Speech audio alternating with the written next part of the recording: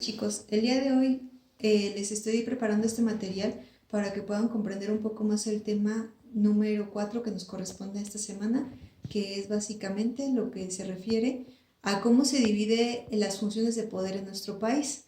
Ya habíamos explicado que los elementos del Estado son 5: territorio, población, sistema jurídico, gobierno y soberanía.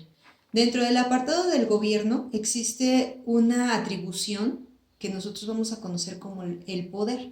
El poder, según la Constitución en el artículo 39, ustedes ya lo pudieron leer cuando hicimos el catálogo de, perdón, la presentación de PowerPoint sobre los elementos del Estado. Recuerdan que cuando platicamos del poder dijimos que el artículo 39 constitucional dice que el poder se instituye para beneficio del pueblo y que recae en el pueblo a través del ejercicio de su soberanía.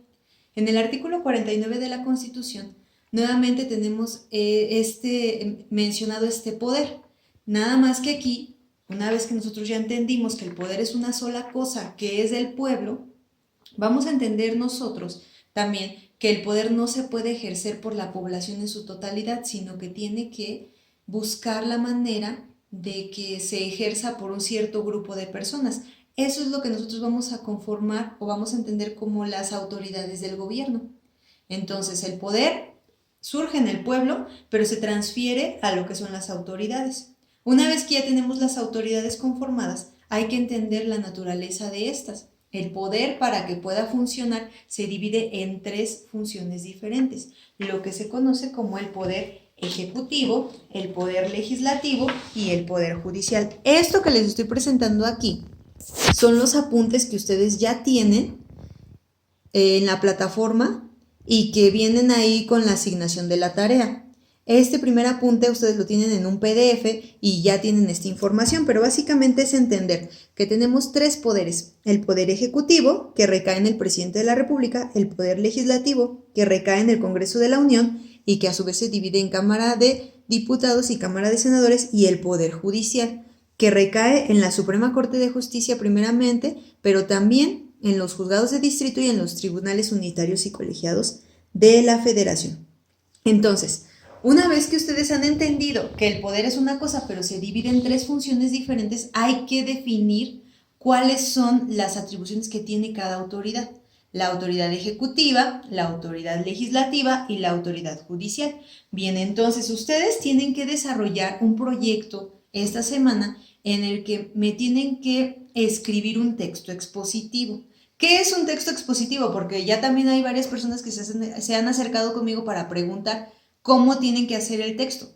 Un texto expositivo no lleva opinión personal, lleva pura explicación, de manera que o bien hacen un resumen o una síntesis de los artículos que ya se les indicó en el apartado de la asignación de esta tarea. Entonces, ahí yo ya les coloqué un PDF en donde viene toda la Constitución, los 136 artículos. No los van a leer todos, solamente van a leer los que corresponden al Ejecutivo, al Legislativo y al Judicial, y en realidad no son todos, porque yo seleccioné los que son más útiles para los efectos de nuestra materia. Yo no quiero que el día de hoy ustedes se conviertan en especialistas en derecho constitucional. Lo que quiero que aprendan es cuáles son las atribuciones de cada una de las autoridades en cada una de las funciones del poder. Entonces vamos a platicar primero sobre lo que hace el Poder Ejecutivo. Y de hecho, ustedes ya tienen una idea bien clara de lo que hace el Ejecutivo, porque ya platicamos sobre las secretarías de Estado en el anterior trabajo que ustedes hicieron. El Poder Ejecutivo recae en la figura del presidente. Y de hecho, en un sistema como el de nosotros, el presidente de la República es la figura principal de nuestra política interna y externa. Ustedes saben que actualmente el presidente de la República es Andrés Manuel López Obrador, perdón. Hay una regla importante de lo que tienen que recordar respecto a la forma en que se divide el poder. La Constitución es muy clara y muy específica. Dice que no pueden estar las 3 funciones, ejecutiva, legislativa y judicial, en manos de una sola persona. Es por eso que el presidente no tiene el poder absoluto.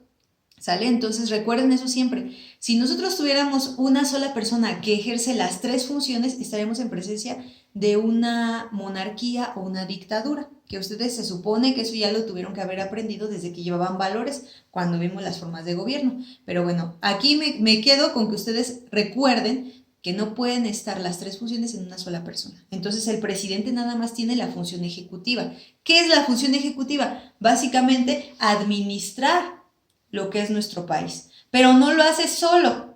¿Con quién lo hace? Ustedes ya lo saben porque hicieron su trabajo. Lo hace a través del gabinete presidencial. Sus 18 secretarías de Estado le apoyan en la administración de todos los asuntos relacionados con nuestra nación. Y ustedes van a encontrar, a partir del artículo 80 constitucional, cuáles son las facultades que tiene el presidente, que son muchas, pero solamente vamos a buscar las que les asignen la tarea para que no se confundan un montón. Entonces, nuestro sistema, ya les dije, es presidencial. También ustedes pueden ir checando en su material, ahí dice cuáles son los requisitos para ser presidente de la República. Básicamente, los más importantes es que tiene que ser mexicano por nacimiento, vivir en México, tener por lo menos un año de residencia completito en nuestro país sin haber ido a interrumpido su residencia por alguna cuestión que no tenga que ver con la salud, por ejemplo, o una licencia de menos de 6 meses. Tiene que tener 35 años cumplidos, no pertenecer a la iglesia, no pertenecer al ejército y no estar ejerciendo ningún cargo político actual. Por eso ustedes, cuando, si recuerdan la elección anterior, por ejemplo, el candidato que iba independiente, ¿recuerdan? Este sujeto al que le llaman el Bronco, el gobernador de Nuevo León, él tuvo que pedir una licencia de su cargo para poder aspirar a la presidencia. ¿Qué quiere decir? Que si ganaba, pues ya dejaba el cargo, pero mientras no lo está ejerciendo al mismo tiempo. No sé si con esto queda un poquito más claro. Entonces no puede ser ni diputado, ni senador, ni secretario de Estado. Tiene que estar libre de toda carga política en ese momento, por lo menos 6 meses antes de que sea electo. Ahora, los requisitos para ser presidente son casi los mismos que para ser diputado o senador. Lo único que varía es la edad. El presidente solamente puede ser una persona mayor de 35 años. Para ser diputado tienes que ser mayor de 20 años y para ser senador mayor de 25 años. Ahora, ¿por qué hacemos énfasis en estos tres cargos, presidente, diputado y senador? Porque esos tres cargos son cargos de elección popular. ¿Qué quiere decir eso?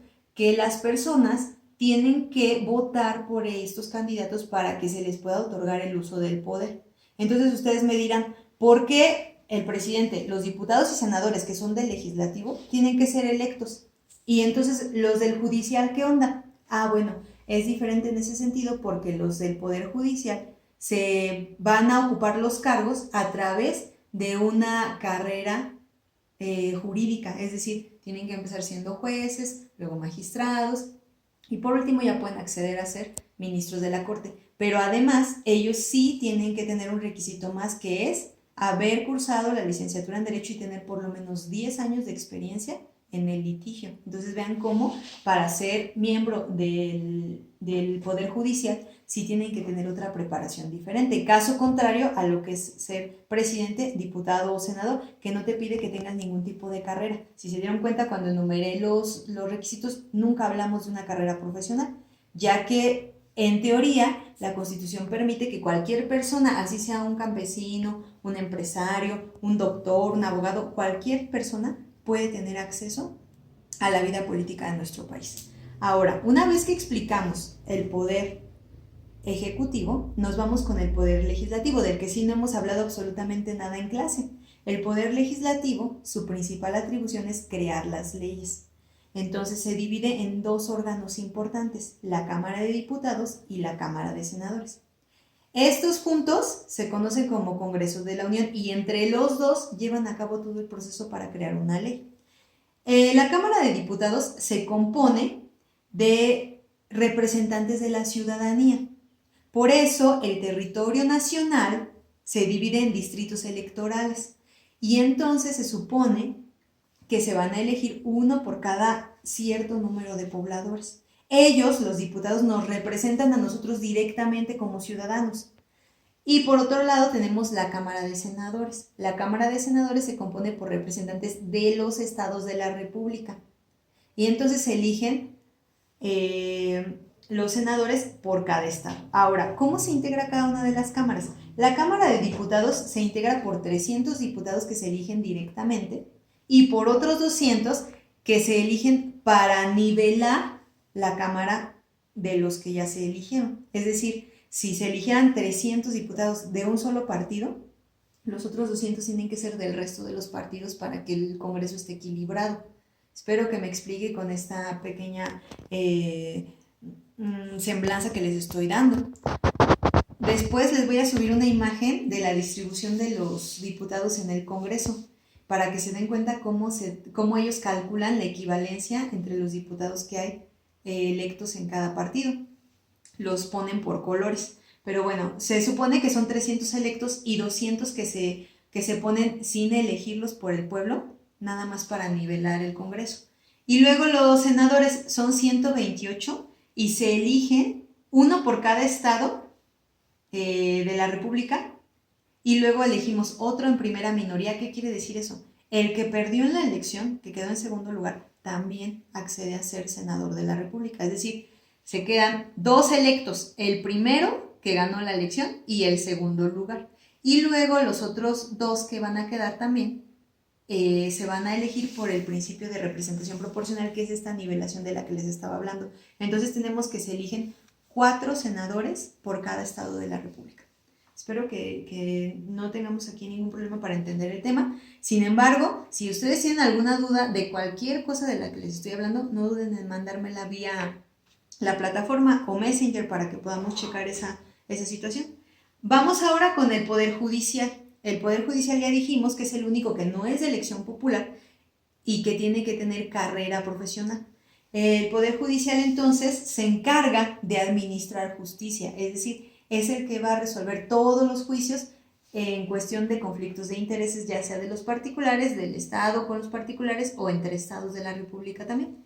Entonces, el Poder Judicial tiene 3 órganos importantes, lo que es la Suprema Corte de Justicia de la Nación, que se compone por 11 ministros que trabajan en pleno o en salas. ¿Qué quiere decir eso? En pleno es cuando están todos los 11, y en salas son 5 y 5, y van a decir, ¿y el otro dónde queda? El otro es el presidente de la Suprema Corte, y ese presidente va a estar presente en ambas salas, pero solamente va a votar cuando no puedan tener como no se pongan de acuerdo, pues. Entonces ahí interviene el presidente de la Suprema Corte. Entonces se divide en pleno cuando todos están juntos o en salas cuando trabajan como en equipos. Y finalmente tenemos otros 2 órganos del Poder Judicial, que son los juzgados de distrito, que atienden como los juicios más chiquitos, y luego tenemos los tribunales, que son colegiados o son unitarios, dependiendo del número de magistrados que hay ahí. Los unitarios es un solo magistrado y los colegiados son 3 magistrados. ¿Qué pasa con ellos? Ellos van a resolver los juicios en donde haya quedado duda de los que hayan deliberado primeramente los jueces de distrito. Entonces, el Poder Judicial lo que hace es eso. Espero que no les haya quedado ninguna duda, pero si les quedaron dudas, también me gustaría que me las externaran, que pudiéramos abrir un pequeño debate dentro de la plataforma para que salgan todas las dudas a relucir. Y ahora vamos a explicar lo del trabajo que tienen que hacer. Se trata entonces de un resumen o una síntesis de los artículos que les enumeré en la asignación de la tarea.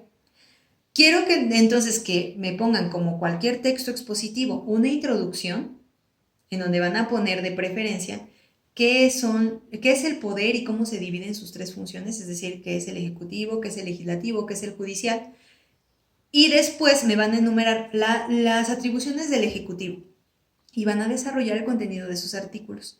De preferencia, no le pongan artículo 80, sino que lo hagan un poco más de corrido, como que quede más trabajado el documento. Luego se pasan al legislativo, luego se pasan al judicial y finalmente ya me van a poner una conclusión en donde van a resumir cuál es la idea que ustedes se llevaron al final de realizar todo este trabajo de cómo se ejecuta el poder en nuestro país. ¿Sale? Ese trabajo se entrega el día miércoles. Cualquier cosa voy a estar al pendiente de la plataforma. Los que me han escrito se dan cuenta que la respuesta es casi inmediata. La idea es que ustedes trabajen su documento basándose en los artículos de la Constitución que yo ya les dejé ahí, lean su PDF, lean los comentarios que les pongo en la plataforma, revisen el material, vean este video las veces que sea necesario y creo que esto es muy importante porque ustedes pueden revisar, donde no hayan entendido se regresan y lo pueden escuchar las veces que quieran. Entonces, cualquier cosa voy a estar al pendiente de ustedes, quedo a sus órdenes y espero vernos por esta vía la próxima semana con el siguiente tema. Un saludo.